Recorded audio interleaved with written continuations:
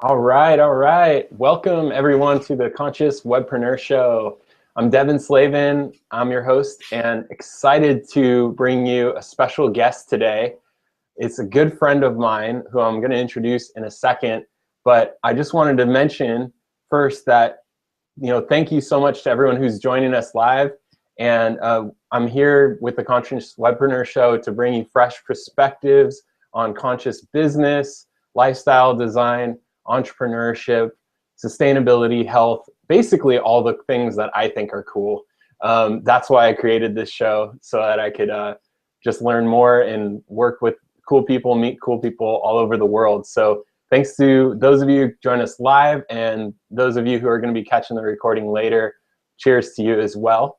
And I'd love to bring on my good friend and mentor, John Young, in a second here, but I want to give a formal introduction for him. So here we go. As a world-renowned author, speaker, tracker, and he's a world-renowned author, speaker, and tracker. John Young has mentored groups and individuals in deep nature connection and cultural repair for over 30 years.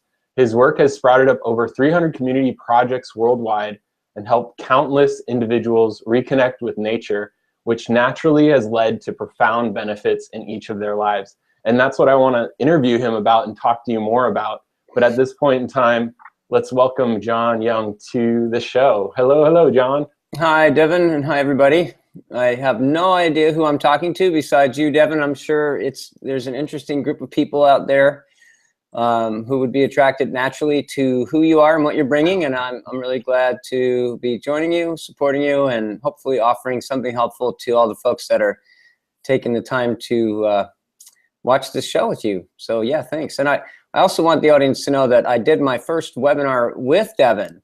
And, he and I were doing webinars together quite a while ago, and I actually didn't really care for the webinar platform all that much at first, but Devin made it really fun and interesting, and now I'm a believer. So I'm glad to be here on the webinar, and, Devin still has the same blue curtain.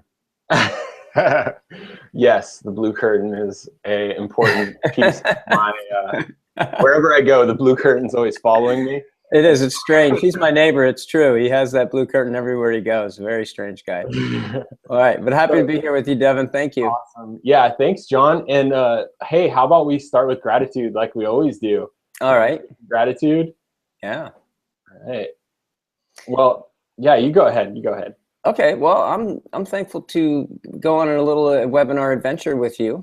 And I'm thankful for the wonderful people who take good care of my two youngest children, Willa and Finch. They're off at a nature program with Katie today. And I'm just really glad that there's people out there who love children and love to do fun things with them. So, that I get to do things like this and they don't keep running around in the background and photobombing the thing, So I'm thankful for great people who care about kids and do wonderful stuff with them.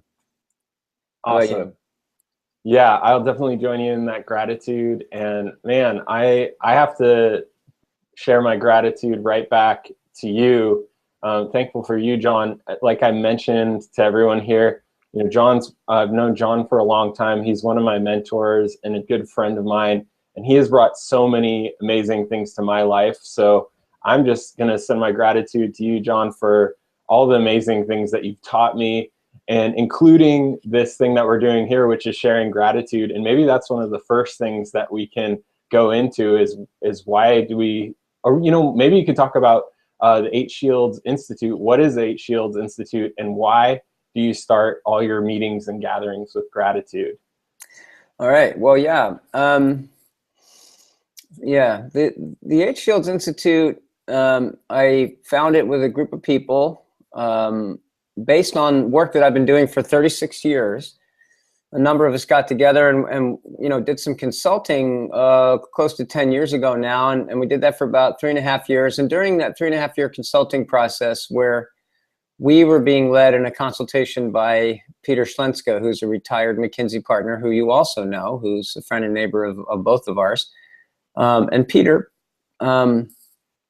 basically was helping us take the work that we were doing in the world that was already reaching thousands and was already in 300 communities and multiple countries, and helping us think about how to make it more effective, more scalable, maybe more powerful, more available to more kinds of people. And, feeling that the work was important, that we all really feel that. And so during that process, we founded the 8 Shields Institute.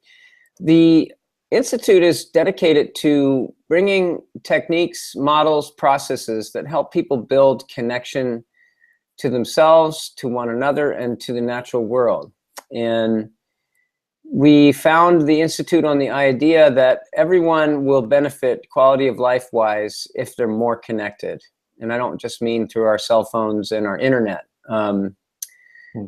There's something that's happened to humanity since the dawn of Westernization, and has gotten much, much worse in postmodern times. And it's neurologically based, it's ergonomically based, and it's not philosophical, it's not political, it's not religious. It's born of the fact that we as human beings are designed for certain forms of activity and process to be in our lives that will make us more connected. And that connection is as important to us as breathing, as drinking, as eating, but people don't know that anymore. And that exacerbates the whole thing, because we don't know what we don't know. We're unconsciously incompetent in what connection is about now in modern times. So this really has, because of changes in the last 20 years, now 30 years, children are suffering at an alarming epidemic rate from all kinds of functional disconnection syndromes. And these are affecting their emotional health, their mental health, their spiritual well-being, their cognitive capability, their creativity, their self-worth, And so what 8 Shields does is it basically says, how can we get people more connected to themselves, nature, and each other? And how can we teach processes and pass those processes on so that people can be able to take care of this on their own time, in their own community, in their own way, and through their own work. So you find people applying our work in business environments, not just nature programs. It isn't just about nature programs. The tools and techniques, which we call culture repair or cultural mentoring, have broad application, and they're being used in so many different kinds of fields I can't even count anymore. It affects everything from media production to the arts. I have a choral director in the Boston area who's using 8 Shields to produce his choral shows.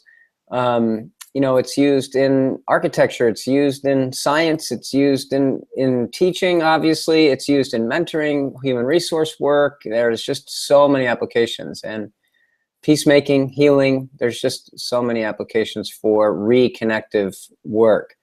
Not well known yet, but it's definitely going to grow and become more and more popular as time goes on, I know, just because I can see the trends that are happening right now. So that's what 8 Shields Institute does. And we do a lot of our work on through online platforms like webinars like this. We work on learning management system platforms where people can, take like you would an online course at a university. We actually, partner with some universities on various projects already, but we're developing a lot of courses to help train people to utilize connection-based mentoring and culture repair, in their communities and in their endeavors. So that's what we do at 8 Shields Institute. Awesome.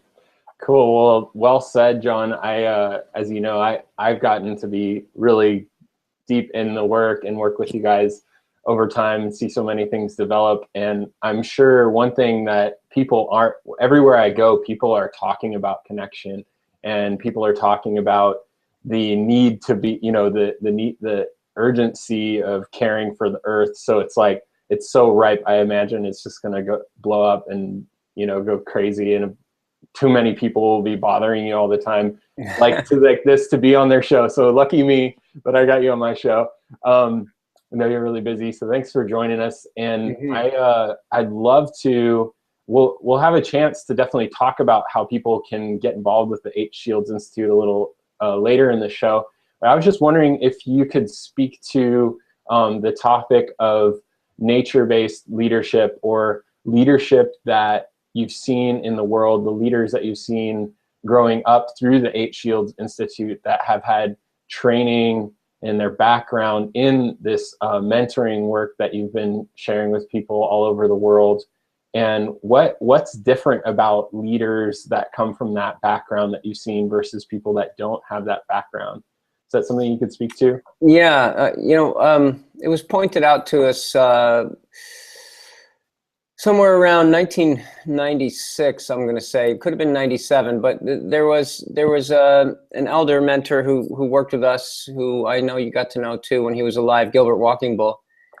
And he pointed out that the young people that we were working with had attributes of leadership that he told his grandfather had told him. He was a cultural elder. His grandfather grew up traditionally in his lineage. His grandfather had said to him, you know, grandson, watch for these 7 sacred attributes, because if you see a child with these 7 sacred attributes, you know that they're going to be the next leader of the people. You know, they were chosen by God basically to be leaders for the people. And it was interesting because, you know, he was born at the end of his grandfather's cultural times. And so he endured a transitional time where reservation life happened, and, you know, where schools were happening and children were now being sent to school and being put into organized religion and things like this. And they were losing their connection to the land, right? And so he basically, you know, when his grandfather passed away, he was walking around with those 7 attributes, you know, looking at people, and every once in a while pulling up those 7 attributes and looking and saying, "Oh, I haven't seen anybody with those attributes," you know. And in 97, he dropped in with a handful of high school youths that I had been mentoring in our model for a number of years. And he saw these attributes in them, and he got very, very excited because all of these young people had these attributes. And he said at the end of the day, these people were chosen by, you know, the Creator, the Great Spirit, to lead the people. And I was like astounded that he said that, first of all, in front of those young people, because we were already having challenges with their parents understanding, you know, why are they doing so much nature time? What good is this? And they're not preparing for their career or whatever. The last thing I needed was for Gilbert Walking Bull to say to the parents through the child, "Hey, Mom, Gilbert Walking Bull says I was chosen by God to lead the people." So, you know, I was like, oh, this could be problematic, right? When I sat down with Gilbert, and I want you to know that these children had a very mixed, you know, background. Some of them came to the program because they were really interested in nature skills. Some of them were sent to the program as a last resort. They were in really difficult situations, personally, socially. You know, one was in trouble with the law. Another was in trouble with gangs. And so, you know, they didn't come to this program for that, you know, for what some of them came because they really were interested in the nature stuff. And some were sent there, you know, kind of like sentenced to it by their parents. So when I got from Gilbert, I went and sat with him that afternoon. I said, "What is it that you saw in these young people? What are these attributes?" And he started naming them. And when he named all 7 of them, I realized that he was exactly right. That every single one of those children now, you know, on this day, had those 7 attributes. And we began to really study those attributes. And we started to realize that all through the history of our mentoring work, when we worked with young people for 6 months to a year or 2 years, depending on the individual and their background, they all got to those attributes, you know, and that adults that we worked with for years also got to those attributes. And so I also am keenly aware that they didn't have the attributes prior to our working with them, you know, that these attributes were some kind of natural expression, like some kind of internally built indicator that more or less, I like to say it like this. You know, it's like if we had an 8-cylinder engine, you know, and we were wanting to know if the spark plugs were firing, we could hook up this little machine. And if 7 of the 8 cylinders were firing properly, you'd have 7 green lights and 1 red one, you know? Mm-hmm. And these young people, when they first came to me, they might have had 1 or 2 of those lights green, you know, but by the time they'd worked with us for a couple of years, all 8 lights were shining in green, you know. So I began to recognize that these attributes are actually like indicators that the connection system is fully engaged and healthy again, you know. I became fascinated with the study of these attributes, and I began to do sort of cross-cultural anthropology around them and started to study the people that moved through our movement, because we didn't originally start 8 Shields with a mission to bring out the attributes of connection, you know. That was kind of a side effect, an unexpected effect of what we were doing. But once we realized that our work got to those attributes, and that it was also true that someone who had all 8 of those attributes was also really happy and healthy and really vibrant and fully alive and fully in their gift and really rocking their creativity and really, you know, have totally mindful and empathetic and loving and forgiving. And, you know, there wasn't anybody who would trade that level of connection for a lesser level. Nobody wanted to go backwards. You know, it wasn't like, oh, I wish I could get rid of these attributes. They, you know, they're not really helping me very much.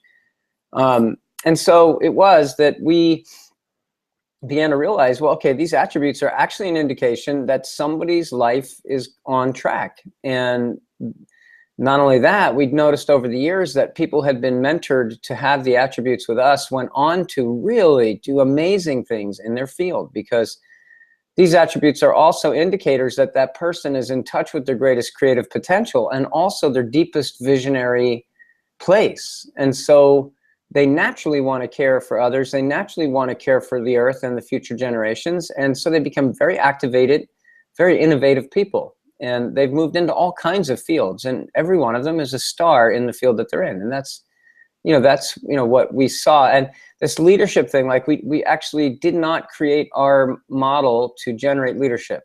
You know, and we did not create our model even in the beginning to generate connection. What we were doing was using ancient, you know, cultural practices that were consistent for humans all over the world at one time, and figuring out how to model them in modern settings and modern contexts, because we wanted these children to become better trackers, you know, better able to track animals, or better able to track bird language, better able to know the plants and animals of their ecosystem, so that they would become more caring stewards or tenders of the land around them, and leave a better legacy for the future generations. You know, it was actually an effort to boost conservation.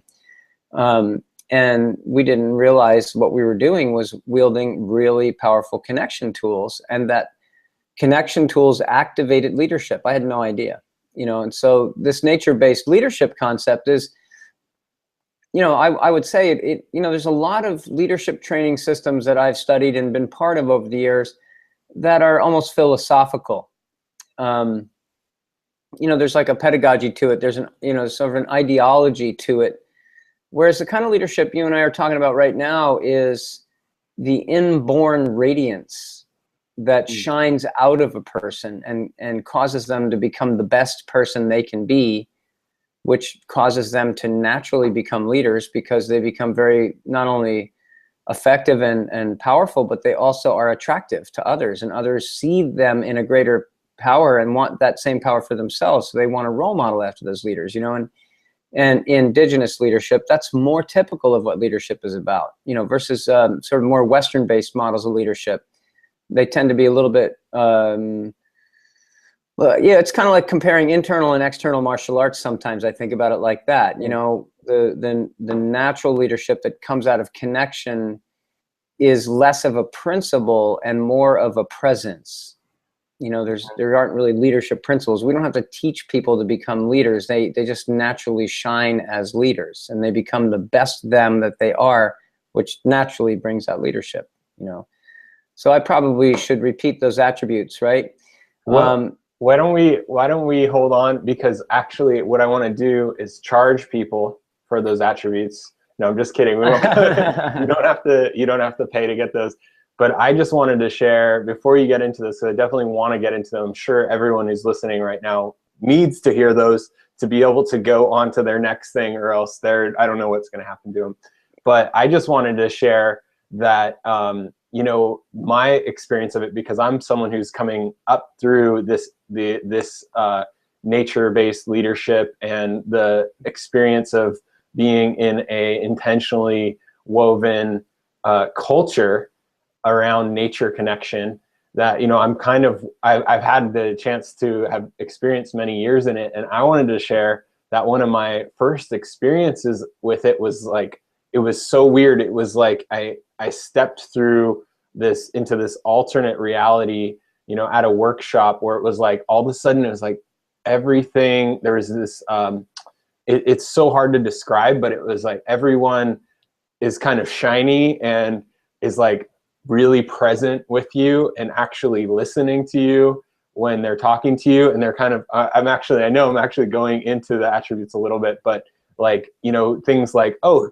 bringing elders tea, like who would have thought, without having them ask, like offering, here, would you like a cup of tea? That really blew me away. And so it was this experience of like that nobody was actually talking about it or telling me to do this or that. It was like this behind the scenes language, or language without words that people knew, that was just, that wove this experience that was something I've never felt before, really. It was like this, like the kind of thing that in a way I think in some ways we all yearn for, but that it was just like, it was in my face, and it was almost visceral. So that was my experience of it. And this is exactly why I wanted to bring John on the show, because I know this, it's almost like learning, I don't know another way to say it, but like having these ninja techniques, like you get an advantage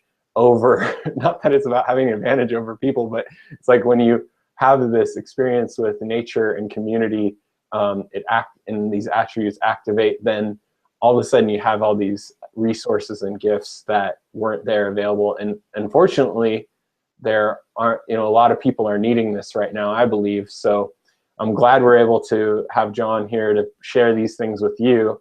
And with that, it looks like John is bringing something up. John, I'm going to pass the camera back over to you. What you got there? Yeah, I'm just wondering if you can see it. I just figured I'd put a slide up of the 8 attributes of connection. Yeah, definitely can see it. Okay, great. Because on the right side is the east side. If we're looking at this, from our perspective here in the Northern Hemisphere, the right side of this map is east, the top of it is north, the bottom is south, and the left side is west, right? So, at the right-hand position, you have that yellow circle, and it talks about inner happiness. And that attribute, we call it childlike happiness, or the happiness of a child, where there's like this twinkle in the eye, and there's this pure joy just from being, and just the children get it when they played outside together, before they get hangry. There's that line that they cross when they become hangry. They either get thirsty or hungry and tired, and that's when they get grouchy. But if you see them in their mid-morning play, and they're playing together in a free-spirited way in nature, they just, the light comes on. That's the best way to put it. Their eyes are twinkling, and they're so quick to laugh, and they're so loving and curious and open, right? And it's so rare to see adults with that light shining out, and I used to think that this was just a childhood attribute until I started going from culture to culture around the world and realizing that, my friends, the Naro people in Botswana, the San people, some people call them Bushmen, that they have this happiness all through their whole life. And when I started working with San people, I began to realize that all 8 of these attributes can stay with a person their whole life. And then I started to ask that question: how can we bring it back to modern life, that we could have all 8 of these attributes at all stages of life? These aren't just childhood attributes.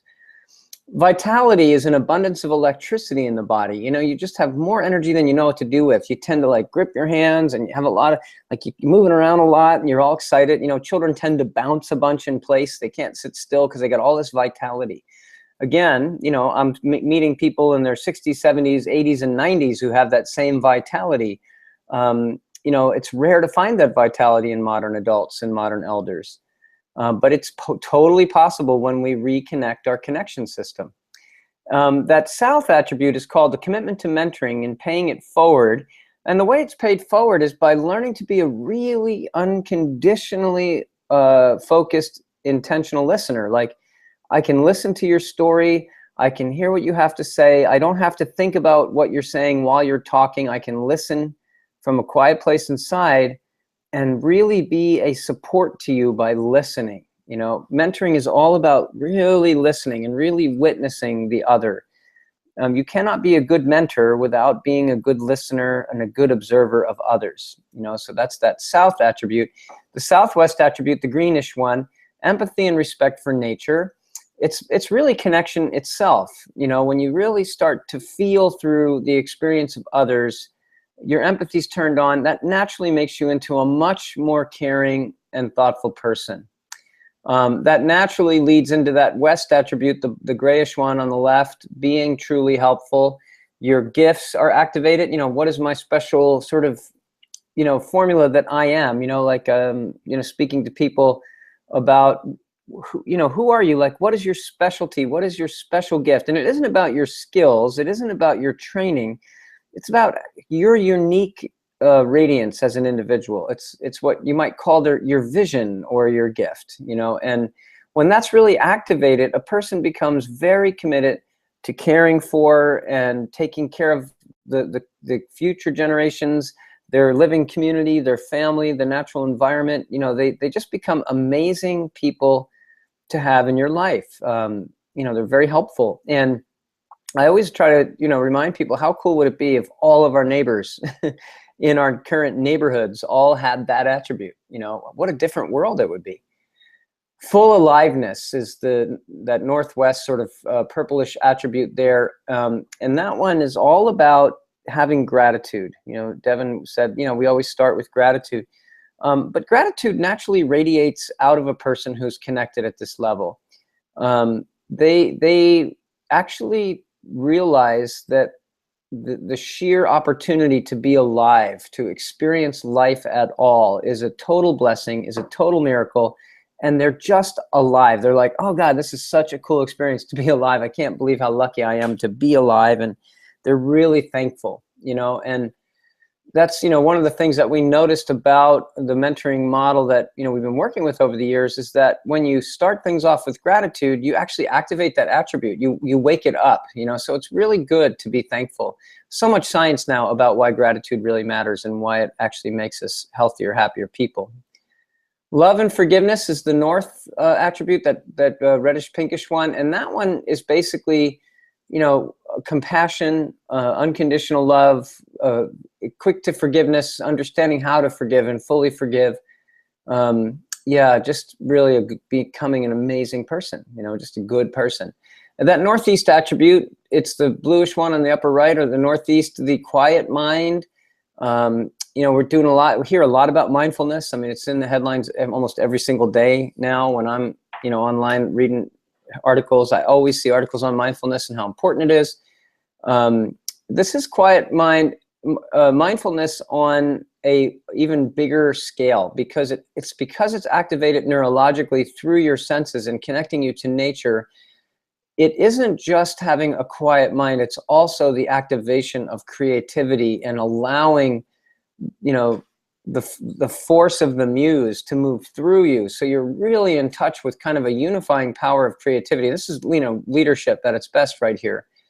Yeah, and these are the attributes of connection. In you know, in summary, that we now, you know, dedicated our institute to these 8 attributes, because we now know tools and techniques that generate these attributes. So in other words, I have northeast tools that generate the quiet mind at my disposal at 8 Shields. I have tools that generate inner happiness. I have tools that generate vitality. Those are the southeast tools. And so our logo, the 8 Shields logo, is based on this map right here.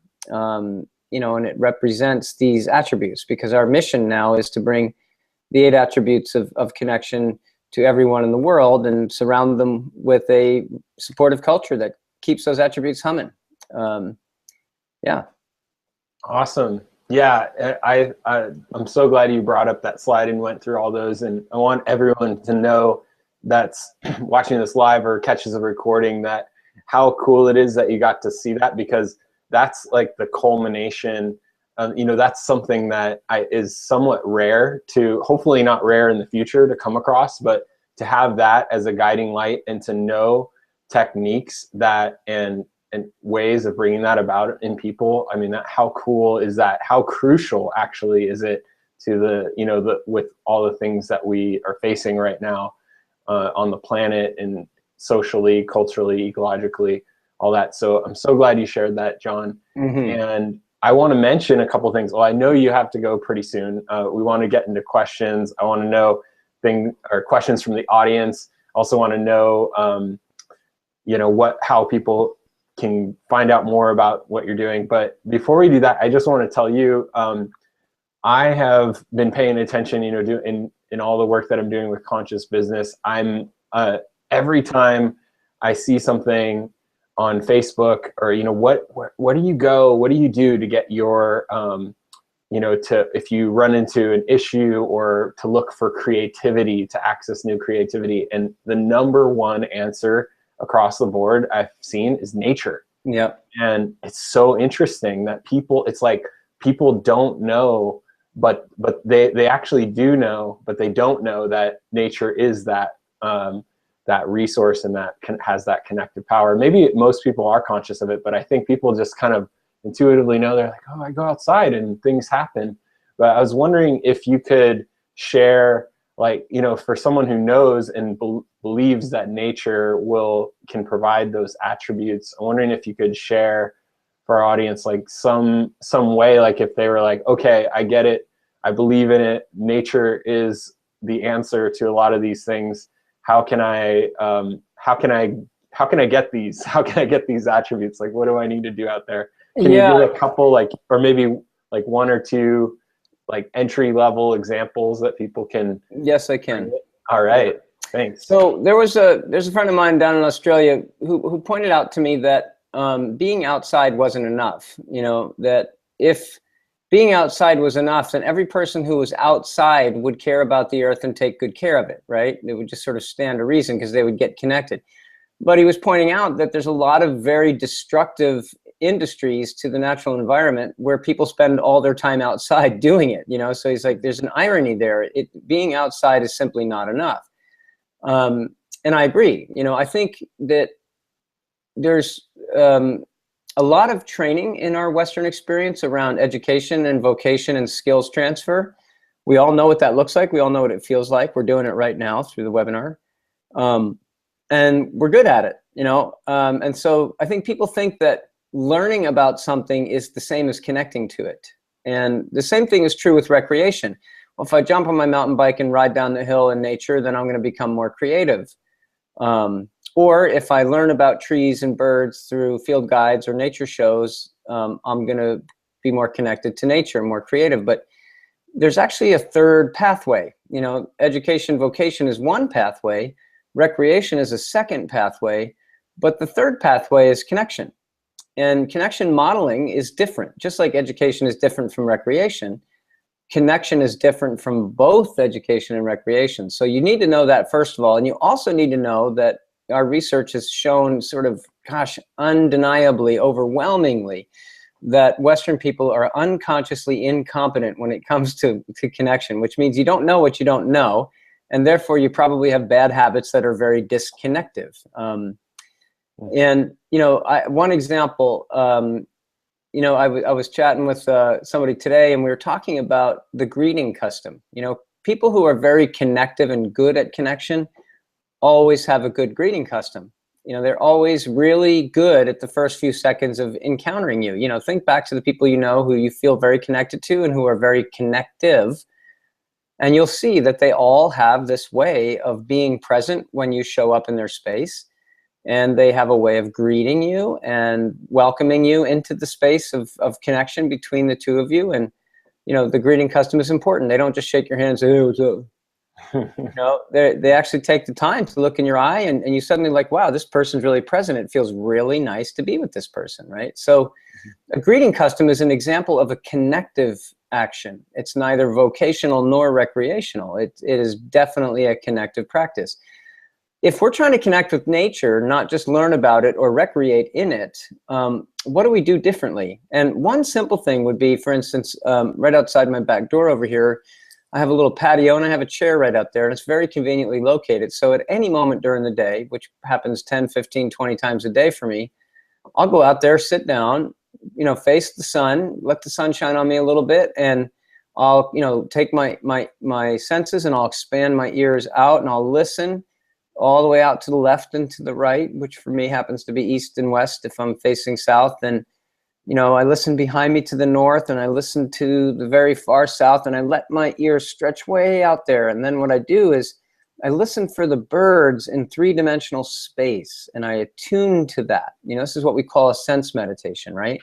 I feel the warmth of the sun on my face. I feel the gentleness of the wind on my cheek, and I'm like, okay, cool, the wind is blowing right now, right out of the southeast. And then I start listening and hearing the mood of the birds. I hear the sound of traffic. I hear the sound of children playing. And I just sort of make a mental map of how all that fits in three-dimensional space. This is a nature connective routine that activates the quiet mind. And it gets even stronger. Okay, so connection actually needs rooting. So just like a plant needs to root, you can't just take the plant and clip it off with your scissors and stick the stem in the ground and expect it to grow unless it's a willow in wet soil, right? Mm-hmm. But most plants, they need to root in order to connect to the earth. Well, we're the same way, but we don't grow roots the way a plant does. What we do is we root through sharing story with each other. So connection modeling requires that we go have a nature experience, and then we tell the story to someone who can really listen to us. And in the recapitulation of our experience, our neurology does funny things, and we actually integrate the sensory experiences, and our connections begin to take root. So just as important as the time in nature is the time after to process if you want to build connection. So that's one example. We have a really sweet little course called Your Backyard Birds, which is a 30-day course, to get to know the birds in your own backyard. And it actually is based on connection modeling, and it aims at the quiet mind. And I think you'll remember this, Devin. But if we get to that quiet mind attribute first, it turns out that the other 7 come more quickly. So right. we think of the quiet mind as a strategic attribute, one to focus on first. And bird language is one of the most powerful tools for activating the quiet mind. So that's one way that people might, want to get involved in what we do. It's a great introduction, Your Backyard Birds. It's a really fun introduction. And it's very much based on nature connection. You can check that out. Awesome. I'm so glad you mentioned bird language in there. I was going to try to figure out how to throw that in because, well, first of all, I want to mention we'll send you guys out the link to Your Backyard Birds so you can check out that course. But I'm so glad you mentioned bird language, John, because I know that it's one of the just kind of like the secret power tools of nature connection. And everyone I talk to just freaks out because now I've been studying bird languages, for a long time. And I know when I first came across it, I was like, what, bird language? Why would you care about bird language? What's the point right, of exactly. like birds talking? They talk, first of all. Okay, that's cool. But I was like a little reluctant to learn about it. And now on the other side of it, I'm like, this is the coolest thing of all of those tools in a way, because what it's done is, when I go out in nature, well, it's like it even happens when there aren't birds, which I'll mention what I mean by that in a second. But like when I go out in nature, I'm seeing all of these cool things and interpreting all of these, like what's going on that you can't see directly. Which I know you know a ton about because you teach this and you hear, hundreds or thousands of people's stories about this. But, I just want to share this with our audience here today that, bird language, learning these essential tools, not only is super cool because you see things that no one else sees in nature because you understand what the birds are talking about behind that bush that you can't see what's going on back there. There's actually a bobcat over there, whatever is an example in our area. But then it kind of gives you, because of that expanded awareness, in my experience, I can be in a situation with people, even indoors, and pick up on things that, something that's happening that's not being said. It heightened my awareness overall and my intuition and my ability to sense things. And that's why it feels like this advantage, this ninja technique. So I'm glad you mentioned that, and I want to invite everyone to check out Bird Language. Check out whatever you're interested in. There's so many different things that 8 Shields offers, but we'll send out your Backyard Birds link because that's a really cool one where you can go into this. If you want to just go straight to that quiet mind and expanded awareness attribute, that's a really great example. And like John said, the quiet mind is kind of a doorway into all those other attributes. If you have that, it expands all those faster. So great. I'm glad you mentioned that. And I love that you mentioned the sense meditation and then also sharing the story with it. So it's like, it's almost as if you're getting into this is the first time you've heard about it. It's like, find a buddy and have them, get some of the resources that you're getting. I think that's my recommendation. I agree with that, Devin. Connection works better when you do it with somebody that you enjoy spending time with. It absolutely accelerates people's connection when they have a buddy to do it with, for sure. Thanks for mentioning that. Yeah, great. So, all right, well, I just wanted to bring up, before we go, I know you have to go very soon, so we had some audience questions come in to ask you, so I want to bring them up and fire them at you. We only have a few, so it's not hopefully going to take too long, but let's go right into it. So we have one question here. It says, what are the essential ingredients of nature-based leadership, and how can it heal the split between humans and nature? Well, I think nature connection itself answers that. When you connect people to nature, you heal the split between humans and nature. So to me, the answer is clearly we need to get nature connection to really happen on a wide scale. A lot of people have heard the words nature connection and they know there's a problem with nature connection. But again, I'm going to say it one more time, and I'm sorry to beat this so hard, but Westerners are unconsciously incompetent when it comes to nature connection. We really need to acknowledge that, see what that means, and become more consciously competent in the art of nature connection mentoring. My book, Coyote's Guide to Connecting with Nature, actually gets into the techniques of nature connection. So strategically, my solution to that question is, the answer is the same to both. If I was trying to get people more conservation oriented and more concerned about regenerating a healthy future for the whole planet, I would connect them to nature. If I want to activate natural leadership, I would connect them to nature. So the good thing is that the answer to both of those questions is the same. Right. Awesome. Great. So pulling up the question, next one here. This one's really specific. It says, what age do you find that kids have the patience to use the sit spot routine, the sit spot exercise? So like you were saying, outside and... Well, every child is different, first of all. Every individual child is different. There are trends at different ages. But, I've known children who have been into the sit spot since they were 1 year old, 2 years old. They were already ready to sit, with their mom or their dad and just really enjoy that. So each individual child is going to be different. Know that there are games you can play with children that actually help them become comfortable with sitting still in nature. And the games are awesome. Again, in the back of Coyote's Guide to Connecting with Nature, we'll make sure we send a link to that too, Devin, because I keep mentioning it. But in the back of Coyote's Guide to Connecting with Nature, there's games that are actually designed to help children develop more ability to be still in nature, practicing quiet sitting, for instance, which is a really powerful connection tool. So yeah, thanks for that question.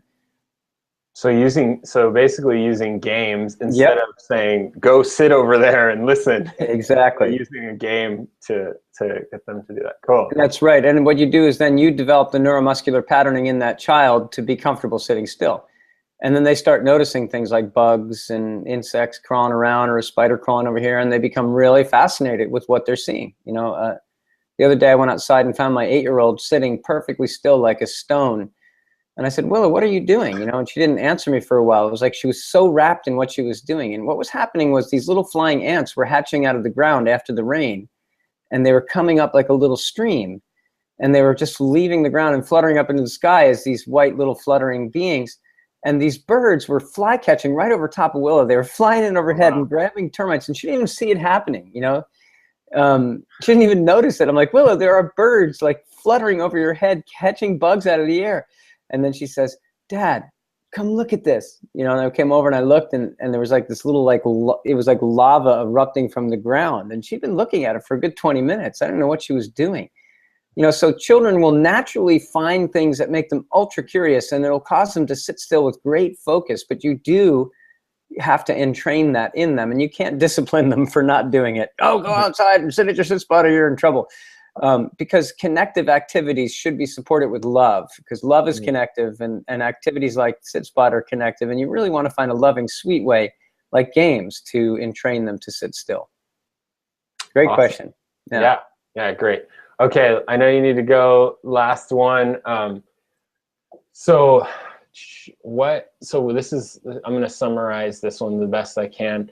So yeah, I think I have this one great. Like what are the, where are the best opportunities to bring nature connection to people in the world? And I know you're going to say everywhere, but like what the actual question is, it's basically where do you see nature-based leadership needed most, but is not there yet, but is like on the border of breaking through. Yeah, the low-hanging fruit. That's a good, let's look at it that way. Yeah, so okay, that's a great question. Oh man. Well, certainly within the conservation movement, there is sensitivity to the need for nature connection. So I'm actually doing a lot of partnering right now with conservation folks around the world, and they're helping to collaborate on nature connection projects that are starting globally. So that's one group. Interestingly, the martial arts community, the ninjas, especially the ninjutsu people. My friend Mark Remke is a 15th Dan ninjutsu master.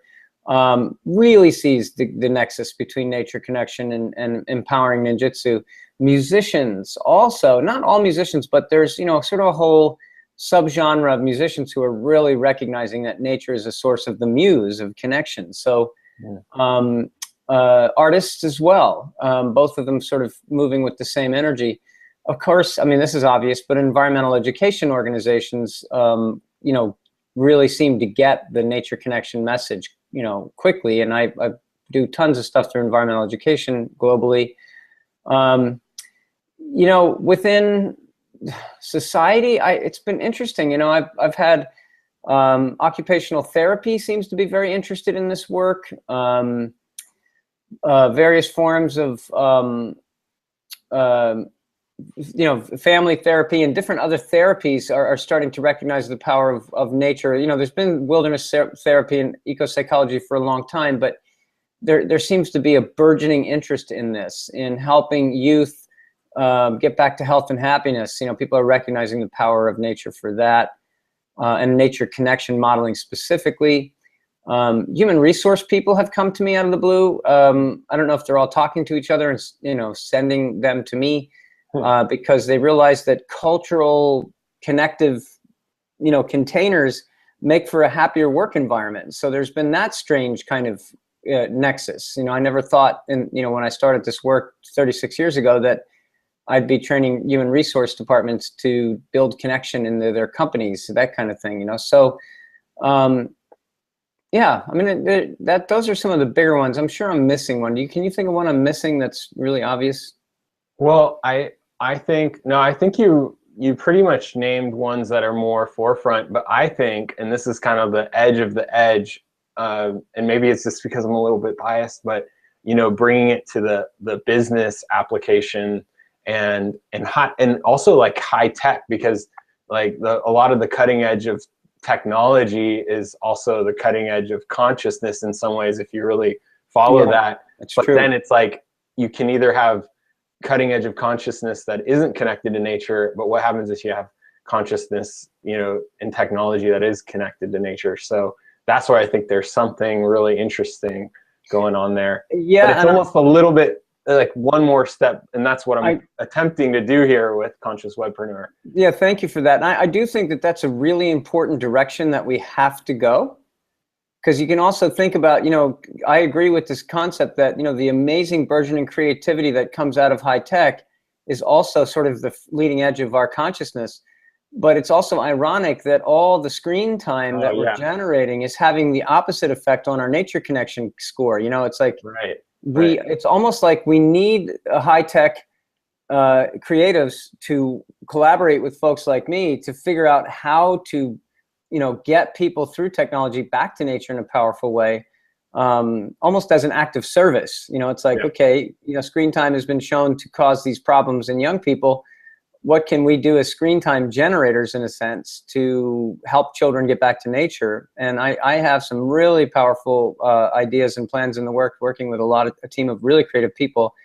So yeah, I'd love to hear from you if you are one of those people and you want to help us, because we really could use that help. And I definitely agree with Devin. We should definitely push that frontier for sure, for lots of reasons. Yeah. Great. Yeah. Well, thanks, Devin. Absolutely. Yeah. Thank you so much, John, for sharing this, all the years of experience and the wisdom that you've gathered from all of the places of the world, and just really grateful to have you here and that you got to share what you got to share with our audience here. So thanks so much for taking the time out of your day. And I just want to, we'll be sending out the links. We didn't mention 8 Shields Institute, the number 8 Shields Institute, or no, excuse me, 8shields.org is the website. We'll send it out in the email.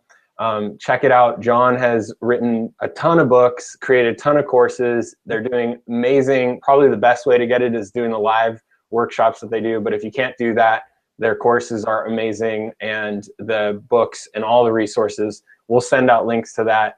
So I want to let you go, John, because I know you have your next thing. So thanks again for joining us, and just want to hand it back to you to say goodbye. Yeah, thanks everybody for taking your time. Either if you're watching this recorded, if you're with us live, I just want to thank you for being here and catching our story. Thanks, Devin, for putting this opportunity together for all of us, and we'll see you down the road. All right, sounds great. Okay, well. And you can get more trainings like this at consciouswebpreneur.com. We'll be doing shows every week. You can catch them live or catch the recordings. And really stoked to be doing this. And we will catch you on the next show. So stay tuned. Bye-bye.